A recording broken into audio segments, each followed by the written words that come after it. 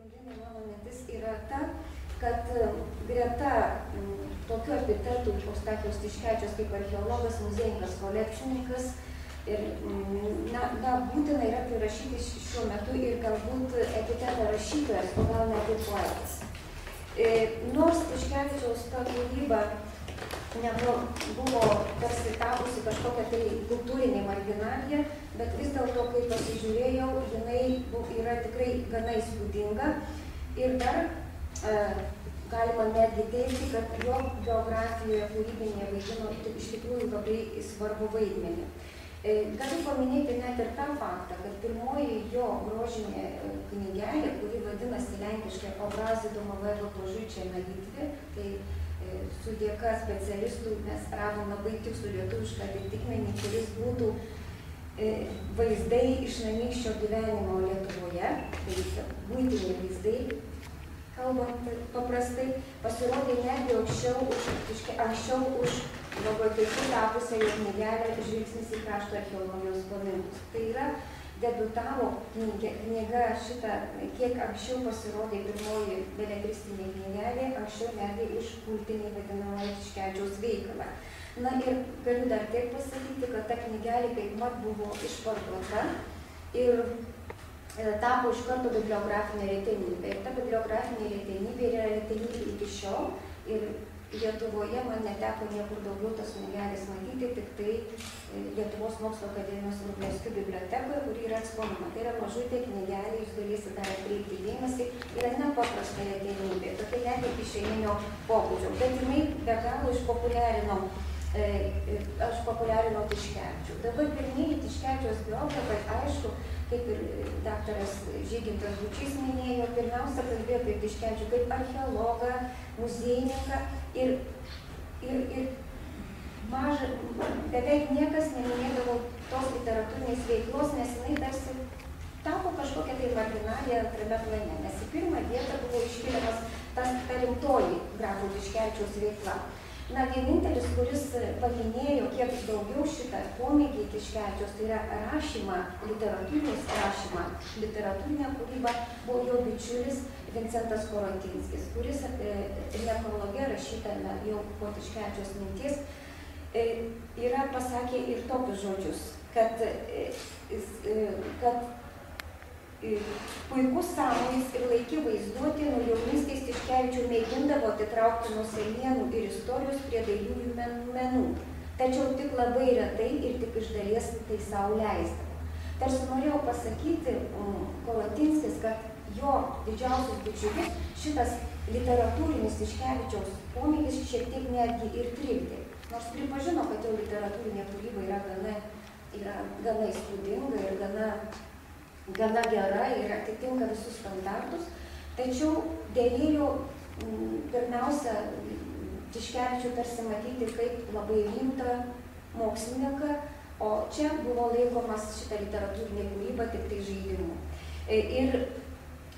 Tačiau toks gilesnis požiūris ir į Tiškevičiaus rankraštinį palikimą, jo istoriką, parodė visai atvirkščius dalykus, visai kitus dalykus, kad šitoj kūrybos iš tikrųjų ne tik, kad užsimiršdavo, bet ta kūryba turėjo ne mažesnį ir tokį pat aukštą tikslą, kaip ir jo rimtoji kūryba, tai yra mokslinė veikla.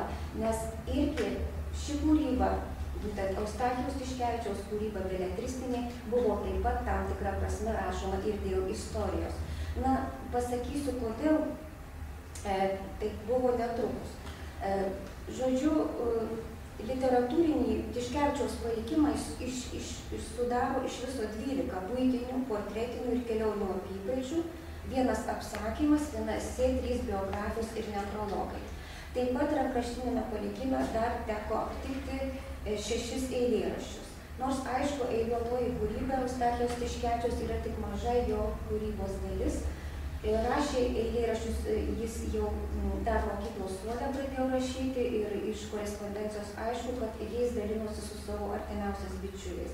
Bet nei vienos eiliuotos kūrybos, nei vienas kūrinėlis nebuvo išspausdintas, paskelbtas spaudoje ir mes šitą kūrybą žinome tik tai kol kas tik iš rankraščių.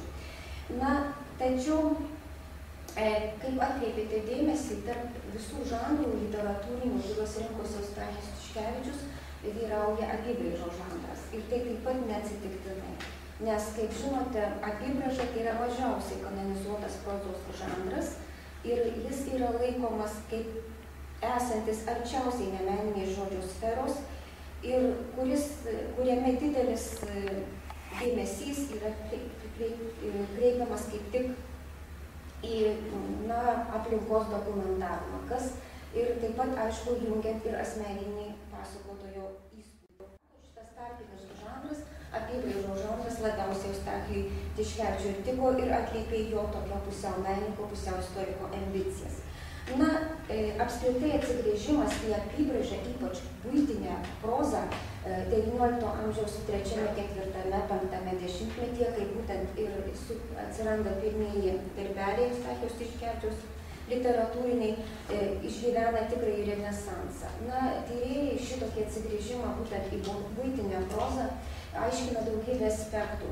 Visų pirma, viena iš tokių priežasčių galėjo būti apskritai prasidėjęs toks visuomenės uniformėjimas XIX amžiuje, kai tarsi visa Europa praranda savo valstybės tokį žavesį, atsiranda susisiekimo, bendravimo didesnio dėka, bendra susiformuoja tokia gyvensena labai panaši bendraeuropinė, kai praranda šalis tarsi savo tokį vidinį žavesį.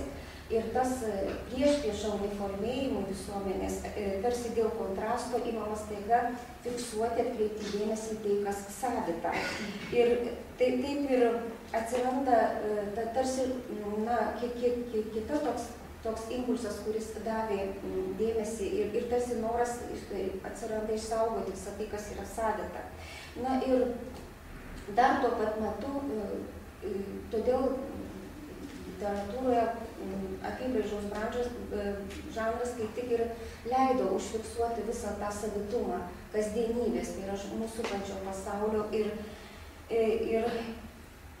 todėl tiek Prancūzijoje, tiek Anglijoje ypač išpopuliarėja vadinamieji škicai arba vaizdeliai. Tai yra, kai yra kuriami buitiniai įvairūs vaizdai, charakteriai, portretai, kai iškicuojama įvairūs visuomenės nariai ar jų grupės.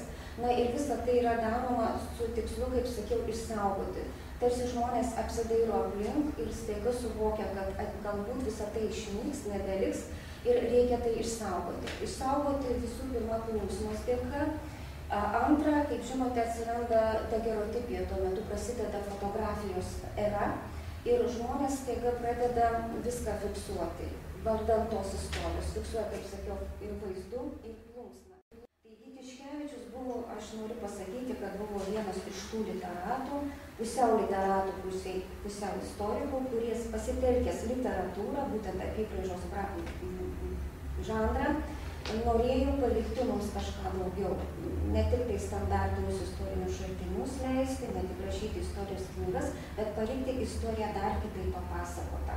Ir aš galiu pacituoti jo mintis, kurias jis 1844 metais pasakė, viešai įvardindamas savo idėją ir labai ją taip gražiai suformuluodamas, daug gražiau negu aš jau papasakau. Taigi cituoju. Vos ne nuo vaikystės su didžiausia atida stebėjau mūsų krašto gyventojų papročius ir gyvenimo būdą, godžiai klausiau pasakojimų apie žymesnius originalus, kurie jau nėjo nuo gyvenimo scenos, mėgau pasižymėti būdingesnius faktus, kas man vėliau pakurstė idėją, surinkti į vieną vietą kai kuriuos namykščio gyvenimo Lietuvoje vaizdus. Šiuose prašymuose niekada neturėjau ketinimų užmegzti ir išnarplioti kokią nors susikūrtą intrigą, bet tiesiog norėjau tarsi vieną aplanką surinkti įvairiausius atvaizdus, kurie reprezentuoja mūsų gyvenamą vietą arba pavienius portretus arba Lietuvos gyventojų grupės. Todėl čia įvairiuose puslapiuose galima rasti nors ir iš vienos vietovės, bet labai skirtingų paveikslų. Rašydamas stengiausi pagal galimybę sukurti kažką panašaus į rašytinę fotografiją, kurie kuo autentiškiau perteiktų būdingus natūralius bruožus. Kitaip tariant, Tiškevičius tarsi griežtai atsiriboja nuo romanų ir apysakai būdingos kažkokios sudėtingos fabulos, intrigos ir elgiasi kaip tas liaudies papročių rinkėjas. Tik su tuo skirtumu, kad į šitą savo aplanką jis iš tiesų deda pirmiausia bajoro buities gyvenimo vaizdus. Kitaip rašant, rašo bajoro buities studiją. Na ir aišku, kaip matote, šitą idėją Tiškevičiaus buvo absoliučiai neoriginali, tačiau galima atvirai šiandien pasakyti ir jau visiškai motyvuotai, kad nors ir nebuvo jinai originali, bet buvo labai gerai įgyvendinta. Visų pirma, todėl, kad Tiškevičius darė tai labai talentingai ir rašė labai puikiai lengvą plunksną. Na ir galima apie tą, kaip visą tą kūrybą šiandien spręsti, tas ypač yra džiugu, ne tik iš jos spausdintų darbelių, bet ir iš rankraščių. Mes turime visą pluoštą jo literatūrinių rankraščių, juodraščių ir ne juodraščių, tai yra autografų, kurie taip pat yra saugomi mūsų Vrublevskių bibliotekoje, šitame puikiame Tiškevičiaus asmeninėme archyve.